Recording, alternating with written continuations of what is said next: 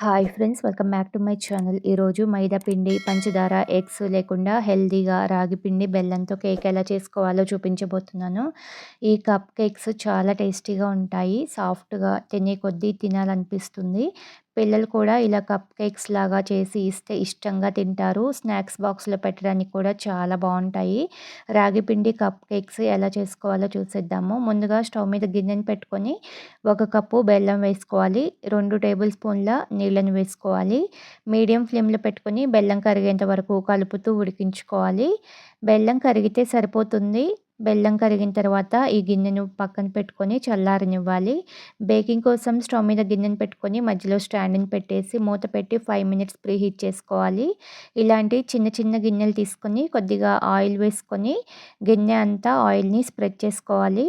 ఇలా oil grease చేసుకోవడం వల్ల కేక్ బేక్ అయ్యాక ఈజీగా ఊడి వచ్చేస్తుంది.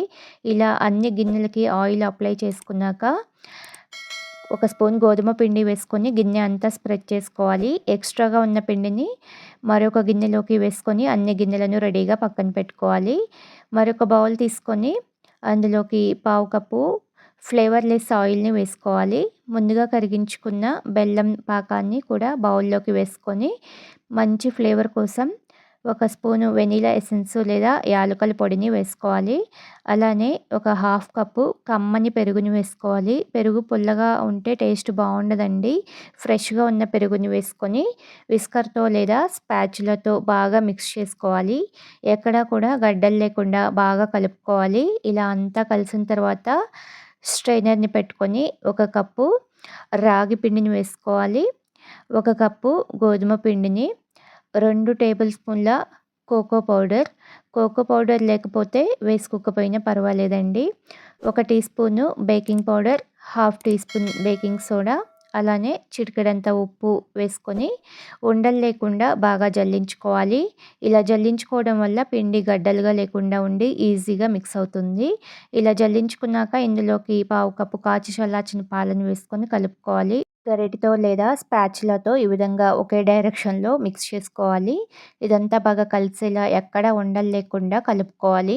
ఇక్కడ కన్సిస్టెన్సీ కొంచెం గట్టిగా అనిపిస్తుంది. మరొక పావు కప్పు పాలని కొద్ది కొద్దిగా వేసుకుంటూ రిబ్బన్ కన్సిస్టెన్సీ వచ్చేంత వరకు కలుపుకోవాలి. ఇక్కడ అరకప్పుకి కొంచెం తక్కువ పాలు వేసుకున్నాము. చూడండి, ఇలా రిబ్బన్ కన్సిస్టెన్సీలో ఉండాలి. కేక్ బ్యాటర్ రెడీ అయిందండి. కేక్ బ్యాటర్‌ని ముందుగా డస్టింగ్ చేసి పెట్టుకున్న గిన్నెల్లోకి సగం వరకు వేసుకోవాలి. నిండుగా వేసుకోకూడదు. నిండుగా వేసుకుంటే కేకు పొంగి కిందకి కారిపోతుంది. ఇలా అన్ని గిన్నెల్లో సగం వరకు వేసుకొని ఒకసారి ట్యాప్ చేసుకుంటే ఎయిర్ గ్యాప్స్ ఉంటే పోతాయి. ఈ గిన్నెల్ని ముందుగా ప్రీహీట్ చేసుకున్న గిన్నెలో ప్లేట్‌ని పెట్టేసి ప్లేట్ పైన ఈ గిన్నెల్ని పెట్టుకోవాలి. ఇక్కడ నాకు 3 గిన్నెలు పట్టాయండి. మూత పెట్టి 30 మినిట్స్ బేకింగ్ చేసుకోవాలి. మిగిలిన గిన్నెల్ని మరొక స్టవ్ మీద పెట్టి మూత పెట్టి 30 మినిట్స్ బేకింగ్ చేసుకోవాలి. 25 మినిట్స్ తర్వాత మూత వేపుంచేసి చూసుకుంటూ ఉండాలి. ఇలా టూత్ పిక్ కానీ, చాకు గానీ గుచ్చి చూస్తే ఏమీ అంటుకోకుండా నీట్‌గా రావాలి. అలా వస్తే కేక్ బేక్ అయినట్లేనండి. చూడండి, కేక్ పర్ఫెక్ట్‌గా బేక్ అయింది. ఇప్పుడు వీటిని బయటకి తీసుకొని చల్లారనివ్వాలి. చల్లారిన తర్వాత చేతితో ఈ విధంగా అనుకొని డీమౌల్డ్ చేసుకుంటే ఈజీగా ఊడొచ్చేస్తుంది. చూడండి ఎంత బాగా వచ్చిందో.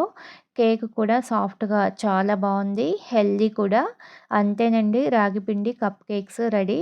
ఇలా చేసి పిల్లలకి స్నాక్స్ బాక్స్‌లో పెట్టవచ్చు. ఈ హెల్తీ అండ్ టేస్టీ రాగి కప్ కేక్స్‌ని మీరు కూడా చేసుకొని మీకెలా వచ్చిందో కామెంట్ చేయండి. వీడియో నచ్చితే లైక్ చేసి సబ్స్క్రైబ్ చేసుకోండి. Thank you for watching.